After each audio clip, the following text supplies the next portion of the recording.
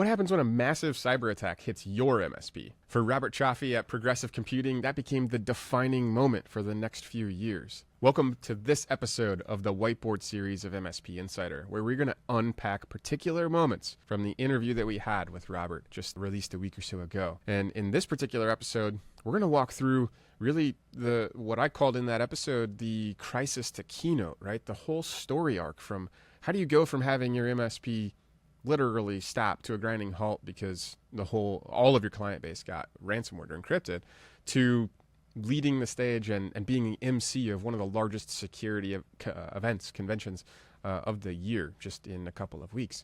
And so hopefully you'll stick through this one and learn from his experience. I mean, that's ultimately why he's out there sharing his message, because it isn't really a matter of if, but when, right? And he's learned so much.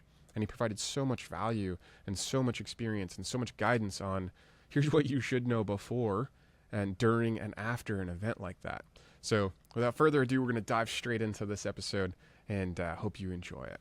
For those that don't know, we were one of the Kaseya VSA victims of July 2021. Threat actor broke into our VSA server, installed Revel-Sode no Kibi on about 2,500 endpoints, 250 servers. It was not a good and a fun experience, right? We received so much community help, right? The community help, the friends that we had made in our industry, the network connections that we had made, both locally, but mostly from across the entire MSP ecosystem. So the story isn't about technology failing, really, Robert's story. It's a story about how culture became the lifeline, right? That pulled the MSP back from the brink and ultimately transformed them, the company and Robert, into an industry leader when it comes to cybersecurity education and leadership, which we talk about and unpack in the full episode as well. So what I want you to be able to take away, and what we're going to really focus in on digging in here, is that when disaster strikes, we often focus on the technical aspects, right? The attack vectors that they used to get in, the recovery procedures that we used to get out, the security gaps that created the scenario in which they could accomplish what they were doing. But for Progressive Computing, their story reveals something that is way more fundamental, that we have so much more control over. And that is, how does organizational culture, how can that be the strongest asset that you actually have in crisis recovery? And then how can that same culture be transformed into or transform a devastating setback into an opportunity for industry leadership, right? To bring the message to everyone else, to really give back to the community that gave so much to you when you needed it. So let's dive straight in. We'll unpack kind of what happened first, and then we'll really dig deep into a couple of huge nuggets that Robert left behind in the primary episode, which you can go check out if you want. So here we go. This is why it's the Whiteboard Series. We're going to dive straight in. So this, you can blow up on your screen. You can hit pause. That's the great part about a computer monitor. But I'm not going to walk through the whole roadmap here, but I want you to see that the industry as a whole saw this whole thing happen, right? Now for Robert and their MSP, we'll get into the specifics exactly, but like this is the overview and the timeline of the massive vulnerability that was exploited with Kaseya VSA. And so you can stop, you can go, you can actually run to this website, which was Cybersecurity Works, which is where I stole the graphic from. They actually had a pretty good write-up on the whole thing. If you're interested in that part, Robert covered it in the full episode too. But as we look at just kind of like the mechanics of what I wanted to pull out and what I wanted you to have from that conversation was really, so let's set the stage. What happened to the MSP? Well, their Kaseya VSA was breached, which led to this large-scale ransomware deployment. And by large scale, it means all clients, all endpoints. Like, it's not funny. It's just almost impossible to utter the words, right? 2,500 endpoints, 250 servers, all ransomware at the same time, right? And the moment that Robert discovered that, he talked about it in the episode. I encourage you to just go watch that there. But like multiple clients, all of them were impacted, right? And the recovery time was roughly 2.5 weeks to get everyone kind of restored to baseline. And we can talk a little bit further about that too. But ultimately the impact, right?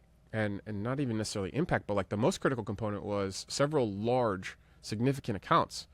You know, the trust was breached, so to speak, or they had to make their own decisions and moved on. But as a whole, the organization, the MSP, it survived, and not only survived, but it's now thriving underneath Robert's leadership and the culture that he built, which is what we're going to really dig a little bit deeper into through this conversation. But the way that, as Robert described, things moved was sort of ground zero was July 2021 when the attack actually hit, and then from there it was really just controlled chaos to get through all of it with, he refers to it as his 30 heroes, which is actually his employees, not him. And then from there, working through that process, and then sort of like the post-mortem phase and the stability and like, yeah, you're back up, but like now what do we do about these last 2.5 weeks we can't get back? And like all those things were happening too. And through this whole ordeal, which is really one of the silver threads that I want to illustrate, is how the community, in his case, it was his IT Nation Evolve peers that he'd been a part of for years prior, and the peer groups, and then the people, like they flew out to him, right, threw resources at him physically and remotely for days and weeks to help them get out of the situation that occurred to them, right? They didn't create it. The tool that they trusted got compromised and was the vehicle to perform the incident, essentially, right? So it's really more of a story of, I like the old adage in marketing, they talk about digging the well before you're thirsty, right? Or digging it before it's dry.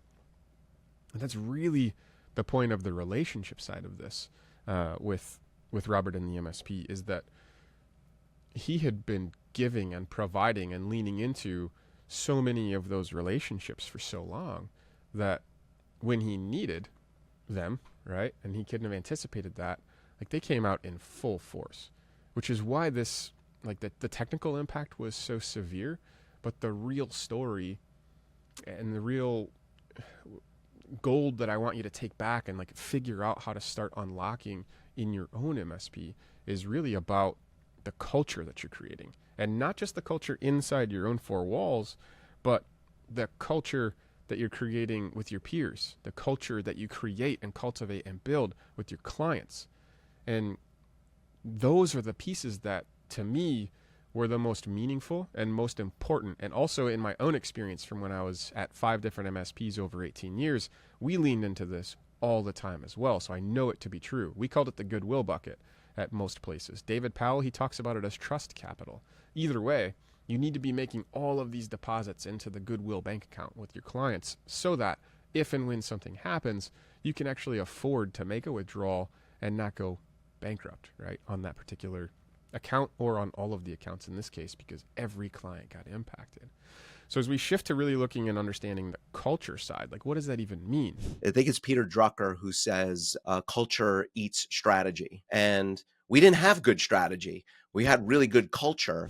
So here's where culture became so critical. And the reason I drew up this style of visualization is I believe the way that we traditionally look at things, especially from a technology and a technologist standpoint, is like we focus so heavily on this side of the fence for so long, right? And if you look at that, zoom in a little bit, it's the tools, it's the process, it's the procedures, it's the recovery, it's the backups, it's all of the what, right? The controls.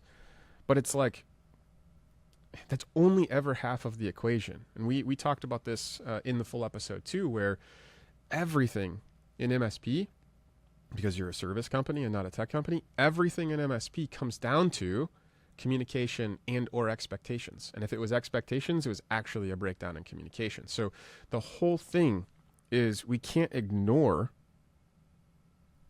the left side of the equation, which is ultimately, even with like the living and the dead background there, like that's what survived and allowed Robert's MSP to survive the entire incident to begin with, was how much time, talent, and treasure they'd put into the relationships that they had with their current clients. And he goes on to talk specifically about how he did that with their account management team, and even up to the point where it opened his eyes to help him realize how maybe far account management execution had drifted from when it was him or principals at the organization that were in those seats, because just like every other MSP, you grow by referral initially, right? And owners are traditionally involved in just about all those relationships. And as you grow, you start to get a few layers separated from that. And the thing that that Robert really illustrated was that those strong industry relationships that he had with the IT Nation Evolved peer groups, they were the ones that leapt into action right away, right, to help dig them out of the ditch. That was the first step. But then team members became, almost like self-anointed to step up and do the things that needed to be done, but without the direction. I mean, how amazing is that? And there's a whole thing to unpack there about culture to create an environment where people feel empowered and enabled to do those kinds of things, especially when they're facing a situation like that. And, while there was stress and there was tension and there was pressure, obviously, placed on every single one of those client relationships at the exact same time, it created this like really crucial trust buffer zone that they had to start taking those deposits, or those withdrawals from the trust capital, the goodwill buckets of those accounts and those relationships that they'd had for 10, 20, 25 years leading up to the moment that this happened, right?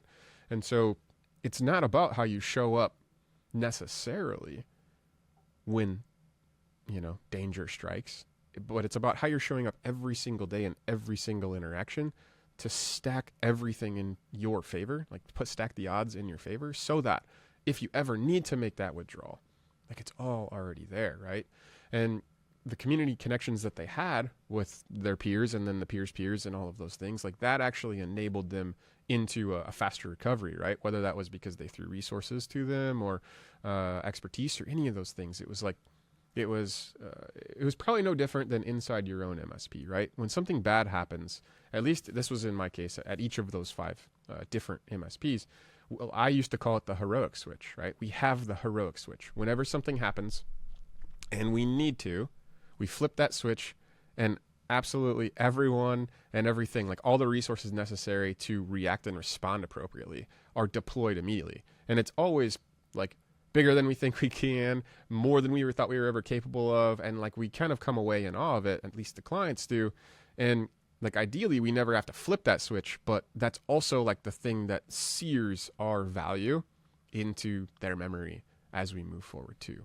But what I'm saying is, like, in some ways, I almost feel like I had bullets whizzing past my head, and any one of them could have taken us out despite our culture. I want you to think about culture as part of your disaster recovery plan, right? It's the human element of the disaster recovery plan.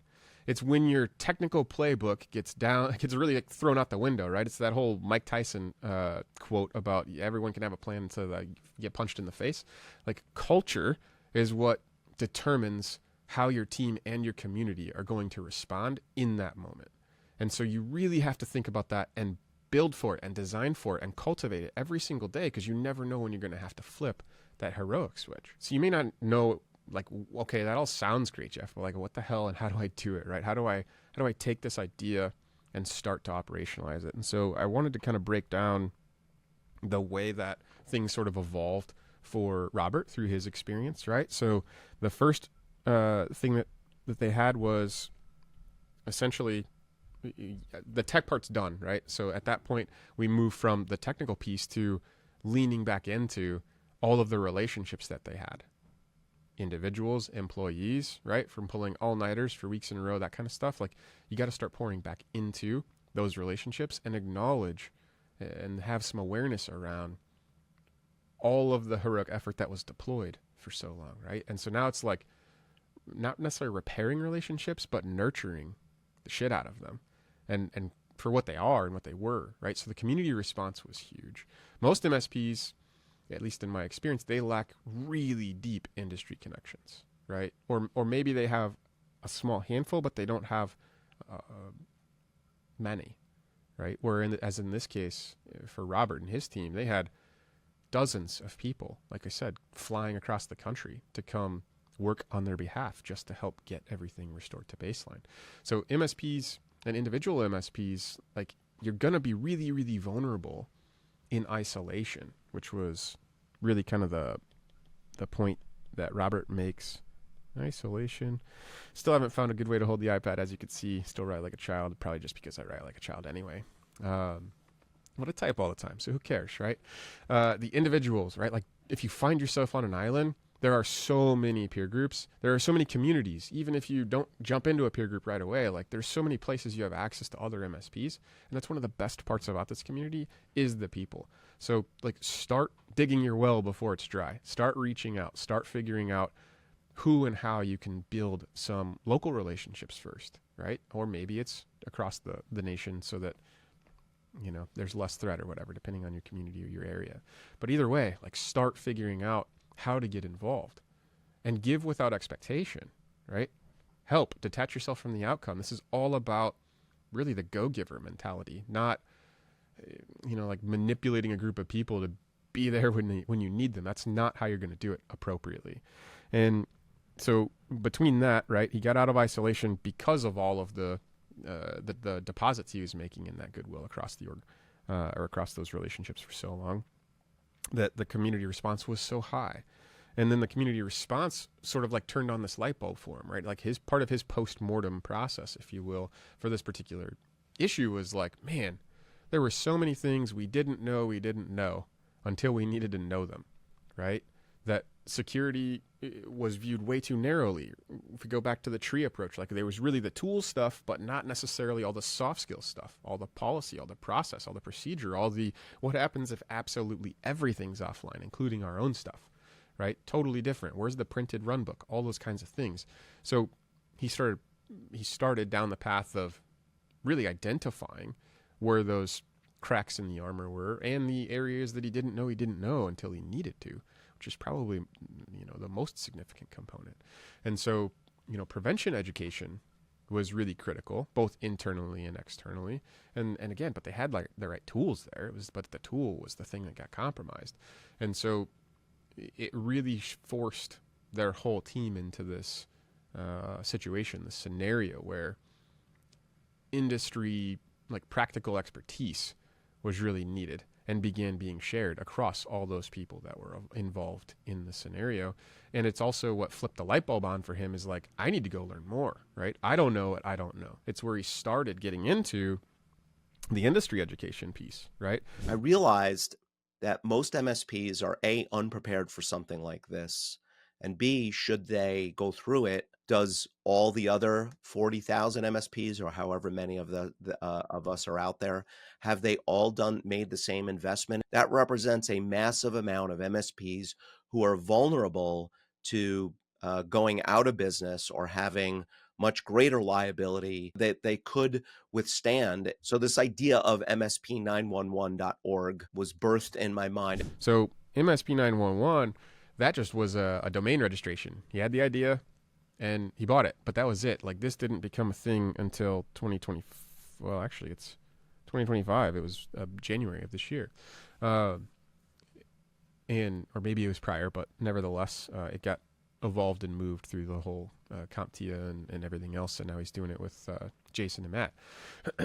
But nevertheless, the industry education components was really where he like had to go figure out, I don't know what I don't know, right? And he started going to the security conferences, not just the MSP focused conferences, the Right of Booms, which he is now the MC for.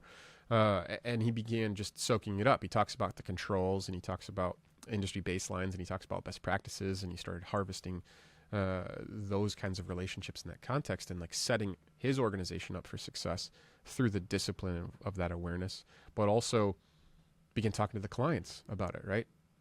There's no better time than after that sort of thing if it wasn't before that sort of thing. And so it really opened the conversation to start bringing in all of the compliance and regulation components of security, right?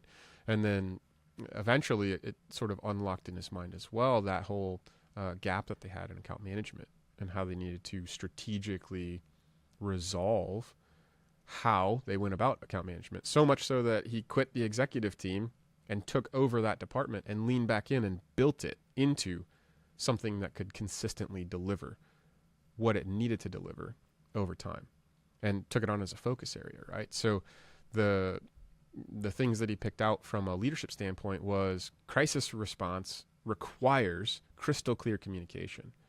Transparency builds trust. And story sharing can prevent those future incidents, right? He talked about that when he went to the Evolve peer group in August, where all they wanted to do was talk about his issue, his incident, rather than what they were there to actually talk about for peer groups.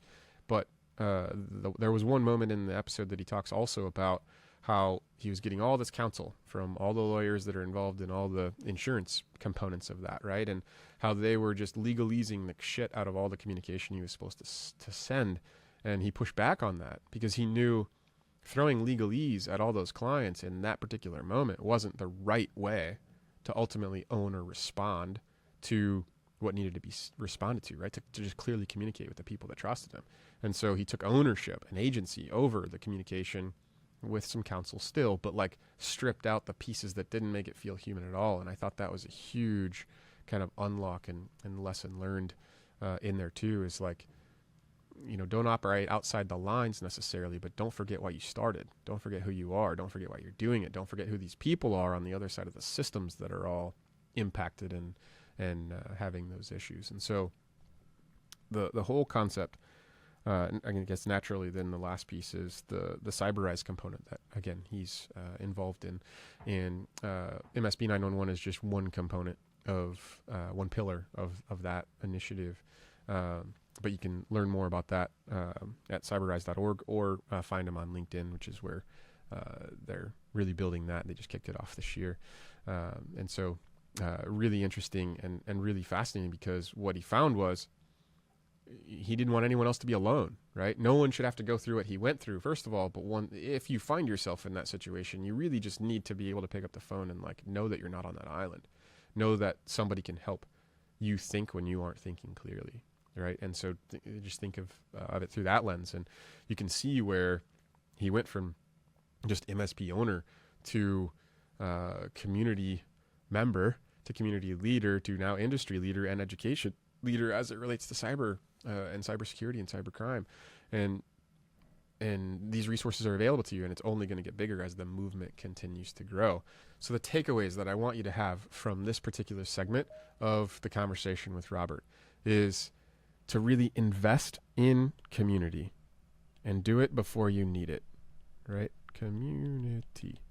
This is digging your well before it's dry or before you're thirsty, right? Get into those peer groups, establish their relationships, jump into the Reddit communities, jump into the Discord communities, get out there and start contributing and building those relationships that you may or may not ever need to call on in the future.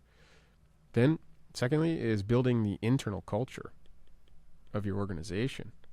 Right? You need to be focused on team empowerment so that they feel safe enough to flip their own heroic switch when they know they need to, right? Create crystal clear communication channels inside your organization, because communication is usually the first thing that gets thrown out the window as soon as something goes boom, right? And you need to develop trust through transparency with your clients and with your people, right? There's a time and a place for legalese, and there's a time and a place to just show up and be vulnerable and be human and be transparent, because whatever's going to happen is going to happen, or it already happened, but how you react and how you respond is probably going to be how they measure and or gauge everything else through you or about the situation, right?